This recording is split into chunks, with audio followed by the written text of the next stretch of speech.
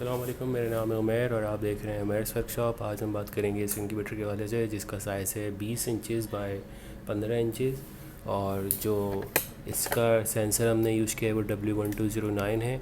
और इसको आप देख सकते हैं कि इसका जो हमने डिफरेंस रखा हुआ है 0.01 डिग्री का डिफरेंस रखा हुआ है। तो इससे क्या होता है कि हमारा जो 37.7 जो 100 फ़ारेनहाइट बनता है, सेल्सियस में 37.7 बनता है। तो समझ लीजिए कि 100 फ़ारेनहाइट पे ये कंफर्म जो है अभी ये इसका टेम्परेचर मेंटेन है। इसका जो साइज़ है वो है 20 इंच बाय 15 इंचज़ और जो ऊंचाई है वो है 7.5 इंचज़। तकरीबन ओवरऑल 8 इंचज़ का तकरीबन आ रहा है। इसमें जो हमने इसकी डिज़ाइनिंग करी है सिर्फ परफॉर्मेंस बेस करी है, फैंसी नहीं बनाया है, सिर्फ परफॉर्मेंस के लिए बनाया है। तो हम ओपन करते हैं इसको, तो देख सकते हैं कि आप इसके अंदर हमने जो है इसके अंदर हमने ओवरऑल थर्मोपोलिंग जो है हमने लगाई है। और देख सकते हैं कि ऊपर की तरफ बैक साइड और नीचे की तरफ हमने थर्मोपोलिंग लगाई है इसकी, ठीक है। पौने के बराबर जो थर्मोपोलिंग है होती है इसको फॉल्स सीलिंग्स में यूज़ करते हैं। ज़्यादातर लोग जो है पूछ रहे होते हैं कि बार बार भी बनाना चाह रहे हैं, तो उनको मैं कहता हूँ कि ये जो थर्मोपोल है वो यूज़ करें अपनी जो है बॉडी के अंदर। तो जो हीटिंग का कंजम्पशन है वो बहुत कम हो जाता है, ठीक है। तो उसके बाद ये दूसरी चीज़, ये हमने जो फ़ैन है और बल्ब है और ये जो सर्किट है और इसका जो अडॉप्टर है, ठीक है, पूरा का पूरा हमने जो है वो फ्रंट पे रखा हुआ है इस पैनल के अंदर, ठीक है। तो अगर कोई भी चीज़ प्रॉब्लम करेगी तो आपने यहाँ से इसके दोनों स्क्रू ऑफ करें, यहाँ से दोनों स्क्रू निकालें और ये जो पूरा का पूरा पैनल है ये आपके हाथ में आ जाएगा निकल के। तो जो भी प्रॉब्लम होती है वो इन्हीं में होती है और कहीं नहीं होती।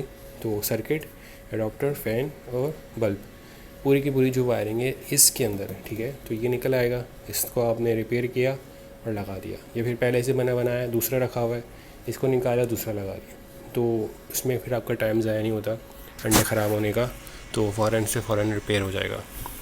नेक्स्ट टाइम जब हम दूसरा वर्जन बनाएंगे उसमें ऐसा होगा कि बस आपने लॉक किया, निकाला, तो स्क्रू वाले सिस्टम भी ख़त्म हो जाएगा। इसके बाद जो सेंसर है, सेंसर हमने ट्रे के ऊपर रखा हुआ है, ठीक है। तो ट्रे के ऊपर जो फ़ैन है थ्रो कर रहा है बल्ब के ऊपर, और इसी बल्ब के डायरेक्ट नीचे यहाँ पे हम रखेंगे पानी। जैसे ही पानी गर्म होगा, ठीक है, इसी ट्रे के ऊपर रखेंगे पानी। जैसे ही पानी गर्म होगा तो वो भाप बनेगा, ह्यूमिडिटी बनेगी और पूरे इंक्यूबेटर में इक्वल हीट बनेगी।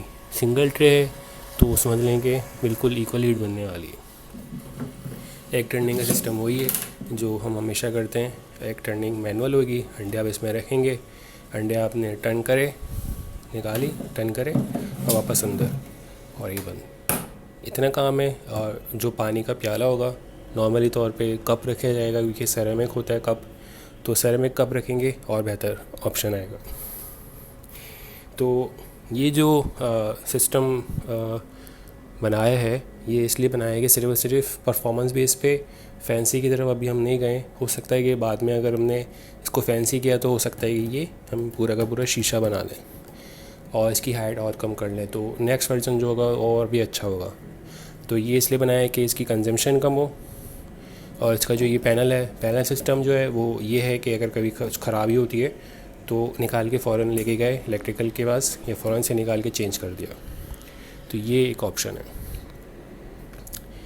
तो अगर आप इस टाइप का नहीं, इस जैसा इंक्यूबेटर, इसका egg turner, automatic egg turner, cages, brooder अगर आप ख़ुद से बनाना चाहते हैं तो मैर्स वर्कशॉप लिख के यूट्यूब पर सर्च करेंगे तो सारी वीडियोस आपके सामने आ जाएंगी। इनको देख के आप ख़ुद का भी इंक्यूबेटर बना सकते हैं। तो अगर आपको वीडियो अच्छी लगी है तो लाइक करें, शेयर करें, सब्सक्राइब करें। अपना ख्याल रखिएगा। अल्लाह हाफ़िज़।